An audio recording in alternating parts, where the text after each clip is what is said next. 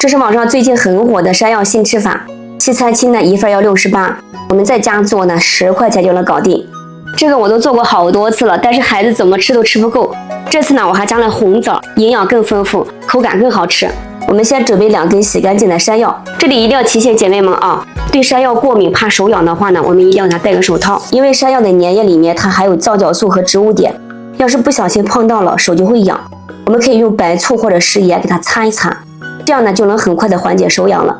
削完皮的山药呢，再切成厚度差不多的片儿。然后我们再准备一把洗干净的红枣，把枣核给它去掉，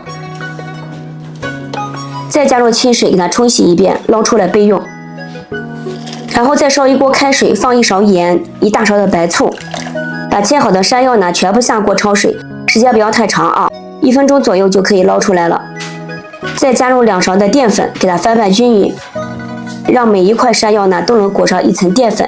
我们裹了淀粉的山药呢，炸出来之后口感会更酥脆的。锅里面给它多倒点油，用大火把油给它烧热，等温度6成热的时候，就是把木筷子放进去冒泡泡。我们再把山药呢下锅炸。姐妹们，这道菜呢大人孩子都喜欢吃，你们一定要收藏起来试试。用中火炸啊，大概炸个2-3分钟就可以了。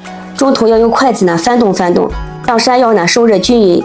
等到每片山药炸到2面金黄酥脆呢，我们再把准备好的红枣呢倒进去，大概一起炸个10秒左右就可以了。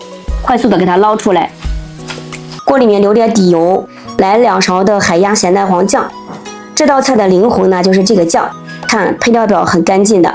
像平时咱们还可以用它来拌饭、拌面或者夹馍，做咸蛋黄焗鸡翅、焗大虾都很好吃的。有需要的姐妹，我把它放在视频左下角了。